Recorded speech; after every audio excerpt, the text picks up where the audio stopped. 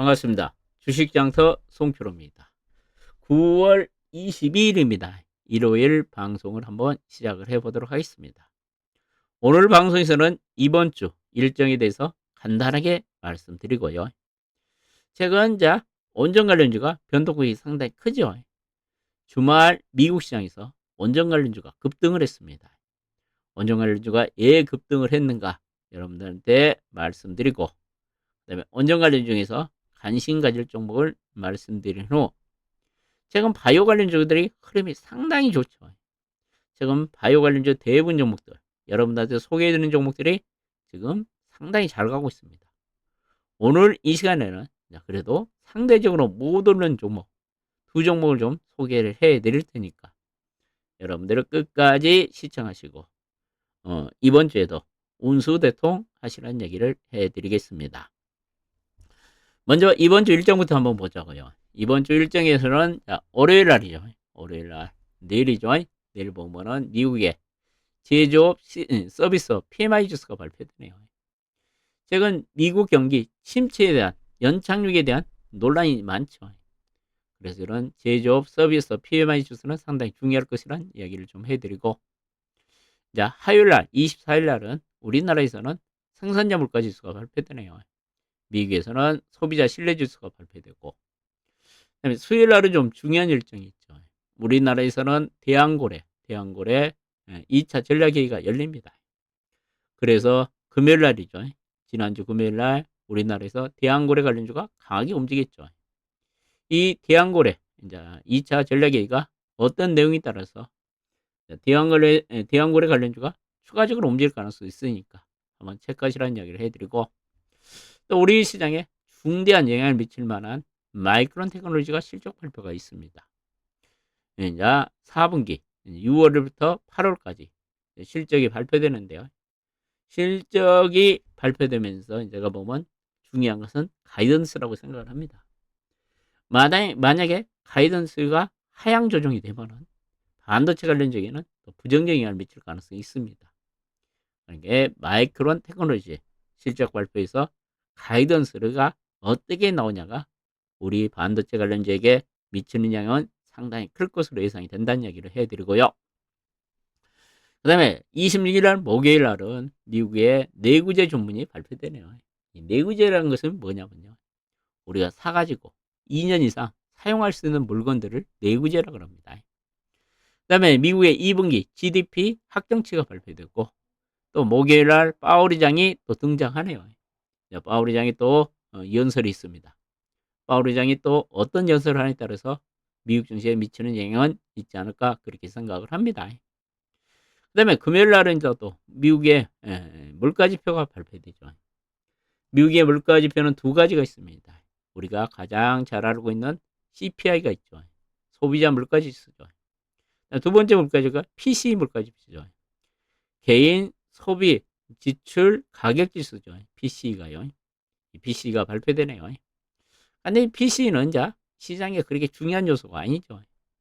최근에 연준이 가장 중요하게 보는 것이 물가지표보다는 고용지표를 더 중요시 여기하기 때문에 제가 보면은 이번 주에 발표되는 물가지표는 그렇게 크게 중요하지 않다는 이야기를 해드리고, 그 다음에 금요일 날 보면은 소비자 신뢰지수, 그 다음에 개인 소비가 발표된다는 얘기를 해드립니다. 그러니까 우리가 체크를 해야 되는 건 보면은 미국의 경제지표, 제조업, 서비스 PMI 지수가 좀 중요할 것 같고, 월요일날. 그 다음에 수요일날 마이크론 테크놀로지 실적이 가장 중요하겠죠. 우리나라 반도체 관련주의 영향이 상당히 크기 때문에 한번 우리가 체크를 해야 되고, 그다음에 파월의장 발언이 중요할 것 같은 생각이 됩니다. 목요일날. 이 정도는 반드시 여러분들이 체크를 해야 되지 않을까 그렇게 생각을 합니다. 그 다음에 다음 주에 또 일정들이 또 추가적인 일정들이 있으니까 그 일정들을 좀 말씀을 드릴게요. 24일 날이면 지금 내일 모레죠. 화요일 날 한국거래소에서 우리나라 밸류업 지수를 발표할 것으로 예상이 됩니다. 이 밸류업 지수가 어떻게 발표될지는 아직까지 모릅니다. 하나가 발표된다, 두 개가 발표된다. 편입 종목이 100개다, 300개다. 여러 이야기들이 좀 나오고 있습니다. 그런데 밸류업 지수가 발표되면 분명히 호재입니다. 왜 호재냐? 이 밸류업 지수를 가지고 자산운용사들이 ETF를 만들죠. 그럼 ETF를 만들면 거기를 ETF를 추정하는 자금들이 유입되게 돼 있죠. 그러면은 이 편입된 종목들에게 일시적으로 수급이 개선되면서 주가 흐름에 긍정적으로 작용할 가능성이 있기 때문에 이 밸류업 지수는 발표는 증시에 호재로 작용할 가능성이 있다는 얘기를 해드리고요. 또 24일 날이네요. 민주당이 이제 금융투자소득세 공개 토론을 한다 그랬죠. 24일 날 공개 토론 후 이제 금융투자소득세에 대해서 당론을 확정하겠다는 얘기를 했죠. 지금 두 가지 이야기가 좀 나오고 있죠. 금융소득세를 폐지해야 된다는 이야기하고 금융소득세를 유예해야 된다. 며칠 전에 그 김민석 최고위원이 그랬죠. 이번에 금융소득세는 3년 정도 유예를 해야 된다는 이야기를 했는데 제가 보면 이번에 유예보다 폐지를 하면 시장은 더 한화할 것으로 예상이 됩니다. 또 유예를 하면 2, 3년 후에 또 이 문제가 생기죠. 제가 보면은 우리나라에 아직 금투세 도입 여건이 좀 안 됐다고 생각을 합니다. 우리나라 시장이 선진국 지수에 편입이 되고 어느 정도 성숙한 시장이 되면은 이런 금투세를 도입해도 좋을 것으로 예상이 되는데 아직 우리나라는 금투세가 도입될 만한 시장이 못 되죠.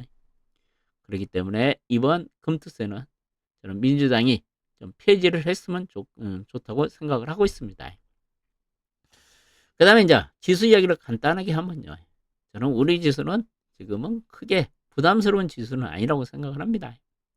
배율 측면에서 보면은 우리나라 종합주가에서 퍼가 지금 8.6배 정도밖에 안 됩니다. 여러분들 미국의 S&P 퍼가 얼마입니까? 지금 21배 정도 되죠. 그럼 우리나라 8.6배면 미국의 지금 미국보다 50% 이상 저평가되어 있다는 얘기죠. PBR도 0.9배 정도밖에 안 되죠. 청산가치도 미달하고 있죠. 이렇게 우리나라 종합주가지수나 그 다음에 코스닥 지수가 지금은 저평가 구간에 있기 때문에 지수는 여기서 급락세로 나오지 않을 것으로 예상이 되니까 너무 지수에 대해서 연연하지 마시라는 얘기를 해드리고 싶네요. 그러면 이제 최근 원전 관련주들이 강하게 상승하다가 지난주 금요일날 우리 시장에서 원전 관련주가 좀 빠졌죠. 그러면 원전 관련주가 왜 빠졌는가를 한번 제가 분석을 해드리고 그다음에 주말 미국 시장에서 원전 관련주가 급등을 했습니다. 왜 급등했는가를 말씀드리도록 할게요. 제가 우리 시장에서 금요일날 원전 관련주가 좀 크게 하락한 이유는 이 뉴스가 세론 뉴스로 작용을 하면서 차익 매물이 좀 출회되면서 빠지지 않았냐 그렇게 생각을 합니다. 체코 대통령이 이제 윤 대통령 정상회담을 했죠. 그러면서 한국 원전 수주 낙관을 한다. 윤 대통령도 원자력 동맹을 구축을 했다. 이 긍정적인 뉴스가 나오면서 이 뉴스가 세론 뉴스로 작용하면서 원전 관련주의 차익 매물이 저는 출회됐다고 생각을 하고요. 두 번째는 최근 야당이 우리나라 체코 원전 수주에 대해서 계속 지금 반박을 하고 있죠. 그렇기 때문에 좀 빠지지 않았냐 그렇게 생각을 합니다. 최근 야당이 주장하고 있는 내용대로 보면요. 지금 체코 원전은 사업비가 너무 낮아서 수조 원대 손실을 볼 것이다. 이렇게 주장을 하고 있죠. 근데 저는 이 주장은 터무니없다고 생각을 합니다. 지금 이번에 체코 원전 수주한 수주 금액하고 우리나라에서 지금 원전을 건설을 시작했죠. 9월 13일부터 신한울 3, 4호기 건설을 시작했죠. 그럼 우리나라가 지금 신한울 3, 4호기 원전 건설에 비용이 얼마 들어갔냐면요. 15조 원 정도 들어갑니다. 15조 원요. 그럼 우리가 체코 원전을 얼마에 수주했습니까? 24조 원이죠. 무려 8조 원 이상을 더 비싼 가격에 수주를 했죠. 그런데 수조 원대 손실 볼 거다는 것은 좀 터무니없는 이야기죠. 그래서 야당 주장이 이것은 잘못됐다고 저는 생각을 합니다. 그러니 이런 주장을 하기 때문에 원전 관련주에 투자 심리가 위축되면서 지난주 금요일 날 원전 관련주가 하락을 하지 않았냐 그렇게 생각을 하고요. 또 야당에서 그러죠. 덤핑 가격을 제시해가지고 수주에 성공했다. 말도 안 되는 소리죠. 우리나라하고 프랑스하고 원전 건설 단가가 엄청난 차이가 나죠. 우리나라는 프랑스보다 반값의 원전을 건설을 할 수가 있습니다. 그러니까 이런 이야기가 나오니까 그러니까 문재인 정부 때 한수원 사장을 했던 분이 정재훈 씨죠. 그 정재훈 한수원 전 사장이 단가는 이미 공개돼 있는데 덤핑으로 수주할 이유가 없다 그랬죠. 이게 지금 너무나도 터무니없는 야당이 주장을 하고 있죠. 또 야당에서 또 이런 주장을 하고 있습니다. 지금 미국과 수출 협의가 전혀 안 되고 있다. 지금 에스팅하우스가 계속 딴지를 걸 거라는 이야기인데 최근에 윤 대통령도 그랬죠. 지금 에스팅하우스와 협의가 원만하게 진행되고 있다. 원만하게 해결될 것이라는 이야기죠. 이렇게 야당에서 엄청난 반발을 하고 있기 때문에 주말에 우리나라에서 원전 관련주가 좀 조정을 보이지 않았냐 그렇게 생각을 합니다. 그런데 이제 주말 시장에서 우리 시장이 끝나고 이제 금요일날 저녁에 미국 증시가 열렸죠. 거기에서 원전 관련주가 급등을 했습니다. 급등을 했습니다. 그러면 원전 관련주가 미국에서 왜 급등을 했는가 한번 간단하게 말씀을 드리도록 할게요. 여러분들 이제 원전에 좀 관심이 있으신 분들은 세계 3대 원자력 발전소 사고를 좀 아신 분도 있을 겁니다. 미국에서 가장 최초로 원자력 발전소 사고가 났죠. 미국 같은 경우는 1979년도에 이제 미국 최초로 스리마일 섬에서 원전 사고가 났죠. 그러면서 미국이 원전 쪽에서 상당히 철수를 많이 했죠. 그리고 원자력 발전소 건설을 좀 계속 딜레이 시켜왔죠. 그러면서 1979년도 미국에서 가장 큰 원자력 발전소 사고가 일어났다는 얘기죠. 그 1986년도죠. 러시아 체르노빌에서 원전 또 방사능 유출 사건이 일어났죠. 이것도 큰 사회적인 문제가 됐죠. 그 다음에 2021년도에 일본 후쿠시마 원전 사고 여러분 너무 잘 알죠. 이런 원전 사고가 나면서 그동안 원전 산업이 좀 그러니까 침체기에 접어들었죠. 이게 모든 국가들이 원전 발전 비중을 축소한다는 얘기가 나왔죠. 특히 유럽 중심으로 해가지고 원전 발전의 축소가 좀 많이 이루어졌죠. 그래서 최근에 이제 전력이 너무나도 많이 지금 수요가 급증을 하고 있죠. 이 전력 수요가 급증을 하고 있는데 신재생인 이제 우리가 말하는 태양광, 풍력, 수소를 가지고 이 급증하는 원전을 커버를 못 하겠죠. 그러니까 다시 원전이 부활하고 있습니다. 이와 같이 미국도 원전을 부활시키고 있고 일본도 부활시키고 있고 그래서 유럽 쪽에서도 최근에 들리는 소식에 따르면 강력한 원전 발전을 반대를 했던 이탈리아 그 다음에 스위스가 친원전도 좀 돌아서고 있죠. 그런데 아직까지 독일은 원전 발전을 반대를 하고 있습니다. 결론을 말씀드리면 최근 대부분 국가들이 독일을 제하고 모든 국가들이 지금 원전 산업을 부활시키고 있다. 원전 리네상스가 일어나고 있다는 얘기죠.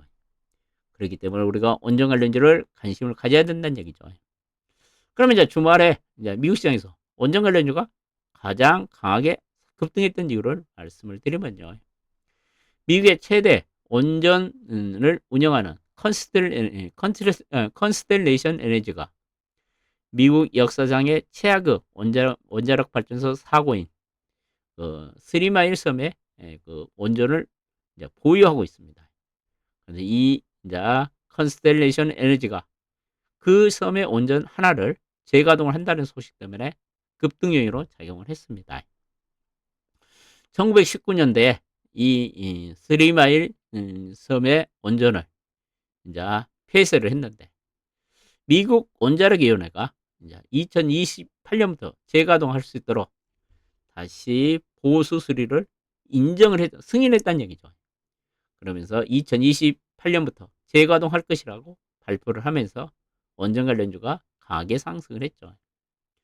그러면서 마이크로소프트가 자기들이 지금 설립한 인공지능 데이터 센터는 전력을 원자력으로 다 충당하겠다. 그렇게 발표를 했고, 이번에 재가동하는 스리마일 섬의 원전 소유자인 컨스텔레이션 에너지하고 20년 동안 전력 공급을 하기 전력을 공급받기로 합의했다는 소식 때문에 원전 관련주가 급등을 했습니다.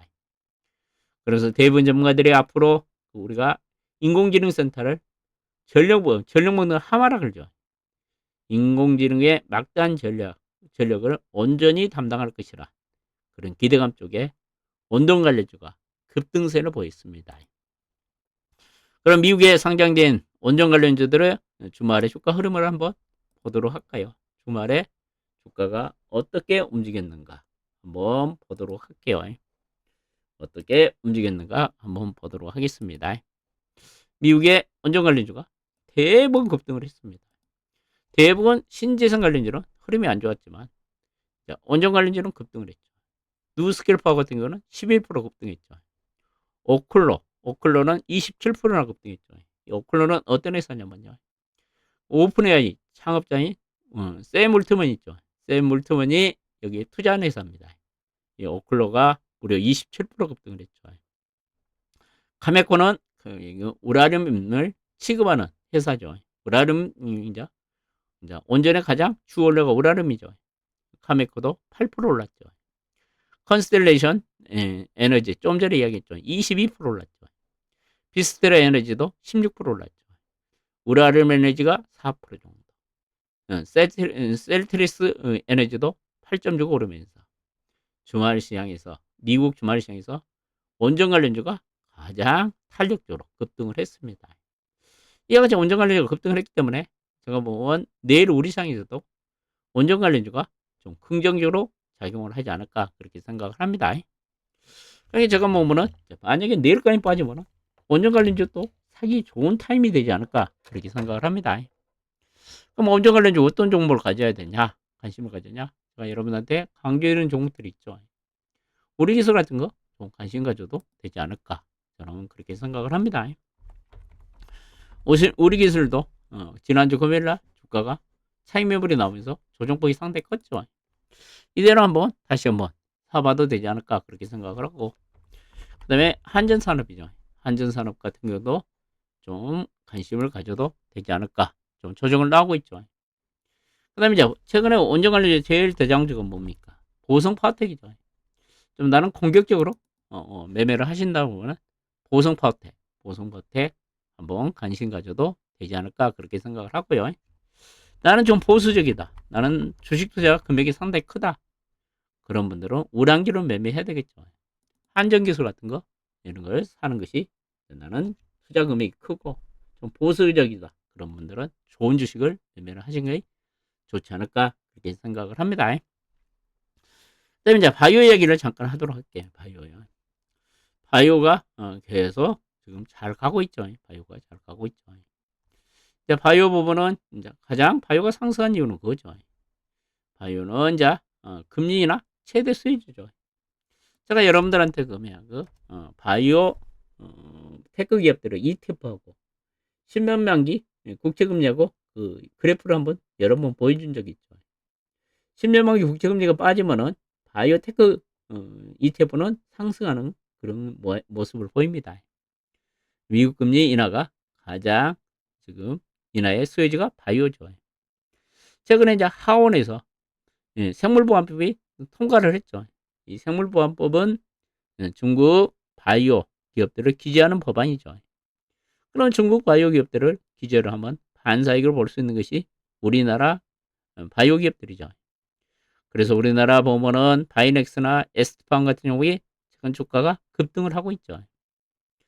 그 다음에 최근에 미국에서 이제 바이오 ETF 얘들이 신고가를 기록하다 금요일날에 약간 빠졌더라고요.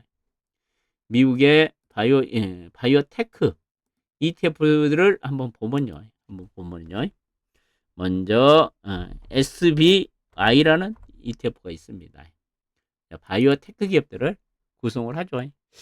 그저께 그래, 그저께가 아니네요. 지난주 목요일날 사상 최고치 경신하다가 금요일날은 좀 빠졌네요.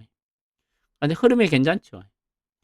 그 다음에 보면은 이제 IBB라는 이제 ETF도 있죠. 얘도 지난주 목요일날 미국에서 사상 최고치 경신하고 약간 금요일날 조정을 받았습니다. 이렇게 미국의 바이오 테크 ETF들이 신고가를 기록하고 있죠. 그 다음에 우리나라의 바이오 기업들을 보면은 외국인 매수가 지속적으로 유입되고 있습니다. 보면은 삼성바이오 여러분들 수급 한번 보시기 바랍니다. 최근 외국인들의 매수가 계속 유입되고 있죠. 알테젠 계속 매수하고 있대요. 니가캔바이오 계속 매수하고 있죠. ABL 바이오도 계속 매수를 하고 있습니다. 제가 여러분들과 바이오를 분석을 해두면서 그런 이야기를 했죠. 우리나라 알테젠, 니가캔바이오, ABL 바이오는 바이오 테크 기업 중에서 세계적으로 기술력을 인정받는 기업이다. 이런 종목들이 주가가 잘 가죠, 지금. 니가캠도 이제 사상 최고치 경신을 하고 있죠. 하긴 이런 우량 바이오들을 여러분 단기 매매 하시면 안 된다는 얘기죠. 중장기 매매 하시면은 분명히 도움이 된다는 얘기죠. 제가 이제 알테젠 같은 경우는 그렇죠. 얘는 이제 주사 제형의 세계적인 기술이다 그렇죠. 우리가 병원에 가면은 3시간 혈관 주사를 맞은 것을 이 애들은 30초 만에 똑같은 효과를 볼 수 있는 그런 주사기 제형을 개발했다 그랬죠. 그러니까 대단한 회사죠. 여러분 3시간 맞은 주사를 30초 안에 맞을 수 있다는 거 얼마나 편합니까? 그 다음에 니가켄바이오 같은 건 제가 그러죠. 얘는 ADC 쪽에 우리나라 최고 회사다 그랬죠. 그리고 글로벌 기업들이 인정을 하는 회사죠. 니가켄바이오 같은 경우는 작년에 존슨앤존슨하고 라이선스 계약만 한 건에 2억 3천을 받았죠. 여러분들한테 제가 그런 이야기를 했죠. 우리가 몇 년 전만 해도 우리가 항암 치료를 받으면 우리 몸에 부작용들이 많이 생겼죠. 살이 빠지거나 머리가 빠지고 그 다음에 소화가 안 되고 여러 가지 부작용들이 많이 생겼죠. 그런데 최근에 이제 항암 치료를 받으면 그런 부작용이 없어졌죠. 그 이유가 뭐냐면은 그 항암제가 그동안에 우리 몸에 있는 암세포뿐만 아니라 정상적인 세포까지 다 공략을 했기 때문에 그런 부작용이 생겼습니다. 근데 ADC 개발을 해가지고 자 항암제를 개발을 하면요. 이제 이 항암제가 자 정상세포를 공격을 하지 않고 암세포만 공략을 하죠. 그렇기 때문에 니가켄바이오 같은 그 ADC 기반으로 세계적인 항암제 개발 트렌드가 바뀌고 있죠. 이게 항암제가 암세포만 공략할수록 그런 신약을 개발할 수 있는 플랫폼을 가지고 있는 회사가 니가켄바이오죠. 그러니까 대단한 회사죠. 그다음에 ABL 바이오 같은 경우는 여러분들 지금 파킨슨병, 알츠하이머 치료제가 지금 제대로 안 나오고 있죠. 그 이유가 뭐냐면요. 우리 뇌세포를 싸고 있는 뇌세포 장막을 우리가 BBB라고 합니다. 이 뇌세포 장막이 엄청나 튼튼합니다.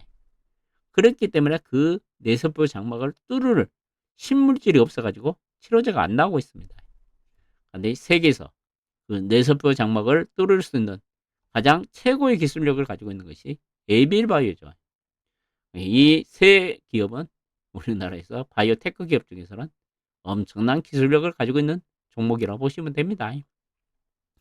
그러면서 최근에 이제 바이오 대형 오랑주들이 신고가가 나오고 있죠. 삼바가 신고가가 나오고 있죠. 역사상 사상 최고치죠.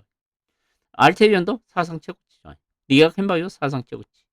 유한양의 바이렉스 같은 이런 종목들이 사상 최고치를 경신하고 있기 때문에 예금 투자가까지 매수되고 있고 사상 최고치를 경신하고 있기 때문에 쉽게 안 꺾일 거라고 생각을 하고 있습니다. 최근 이제 바이오 관련주가 흐름이 좋기 때문에 우리나라 증권사에서 목표가를 상향 조정하고 있죠.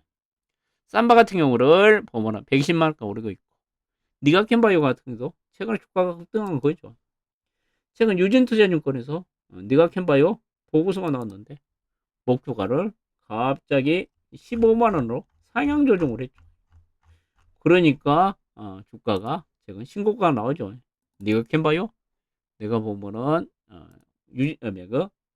이것이 유진투자증권이라 이것이 어디 증권사나 메리츠증권이죠. 메리츠증권에서 장문의 보고서가 나왔죠. 그러면서 니가켄바이오를 목표가를 지금 15만 원으로 상향 조정한다. 5만 원을 상향 조정했죠. 그러면서 사상 최고치를 경신하고 있죠. 이와 같이 증권사들이 바이오 기업들의 목표가를 상향 조정하고 있는 것이 지금 바이오 관련주 흐름이 상당히 좋게 전개되고 있지 않냐 그렇게 생각을 합니다. 제가 여러분들한테도 바이오 요즘에 추천드린 거 다 잘 가죠. 여러분들이. 제가 여러분들한테 무료 방송을 해드리면서 제가 바이오도 다 정리를 해줬죠. 여러분들이 이거 사진 찍으라고 나가 다 이야기해줬죠. 바이오야. 근데 이 종목들이 다 사상 최고치죠. 내가 플랫폼 기업 중에서는 뭐 알테전, 니가캔 바이오, ABL 바이오, 에이플릭 바이오 이야기 해줬죠. 그 중에서 니가캔 바이오 사라 그랬죠. 그 전에는 내가 알테전을 엄청나게 강조를 했죠. 이것도 가지고 있으면 팔지 마라 그랬죠. 예, 니가캠이 안 갔으니까 여러분들 사란 거죠. 지금 니가캠이 이제 사상 최고치 경신하고 있죠. 중소형 바이오 관련 중에서 여러분들 보로네이 사라 그랬죠. 보로네이 사상 최고치 경신했죠. 금요일날 사상 최고치. 그 다음에 푸처캠 이거 제가 빨간색으로 다 해줬죠. 얘도 사상 최고치죠. 근데 이제 여기서 이제 한올바이오 한 번에 좀 안 가네요. 그 다음에 에스팜, 바이오넥스 얘들 사상 최고치죠. 그 다음에 IMPDX는 좀 지금 약간 주가가 망설인데 이런 거 사도 되겠죠. 좀 조정을 받았죠. 파마시스 사상 최고치 경신하고 있죠.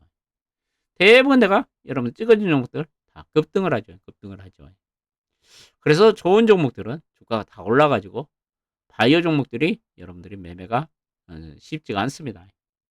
저도 이제 바이오 관련 종목들이 좀 후발주들은 주가가 거의 안 움직이고 있죠. 그래서 바이오 관련 종목들을 그냥 쉽게 추천하기 좀 어려운데요.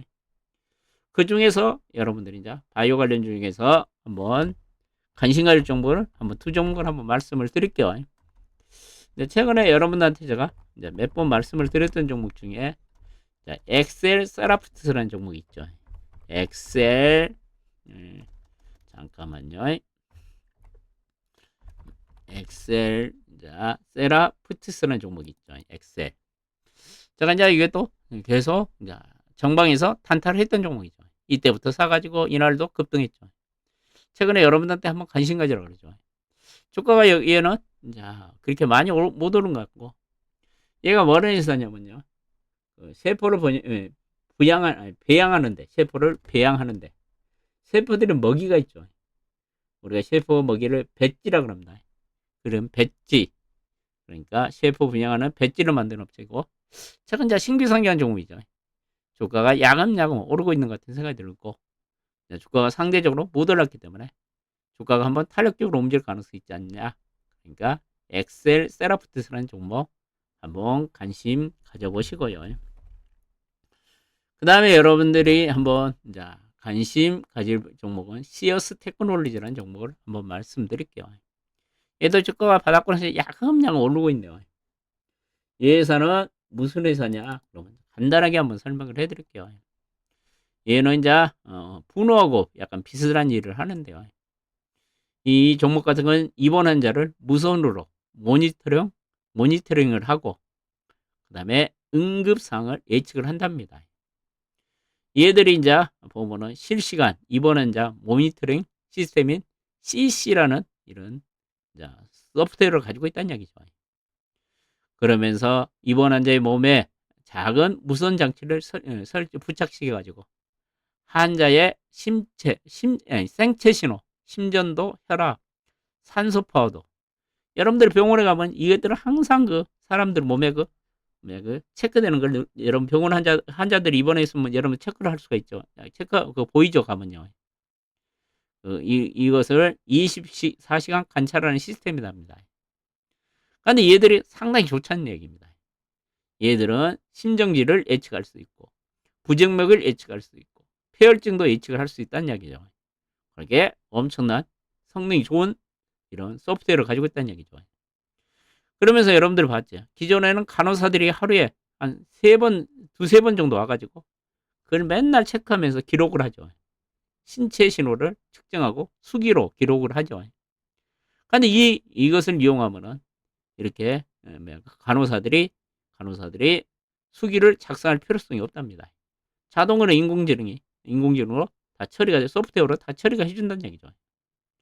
그래서 지금 병원인데 지금 지금 납품을 시작했다는 얘기래요. 그러면 이 병원 같은 경우도 이 시스템을 도입을 하면 1년 안에 투자 비용을 다 해소할 수가 있다는 얘기네요. 그러면서 지금 30개 병원에서 시범 운영을 하고 있는데 올해 안으로 17개 병원으로 이제 공급될 것으로 예상이 되고, 그러면서 앞으로 우리나라 병원들이 이 소프트웨어가, 인공지능 소프트웨어가 엄청나게 좋기 때문에 앞으로 많이 이용되지 않을까, 그런 전망들을 했네요. 이제 시어스 테크놀로지가 분노하고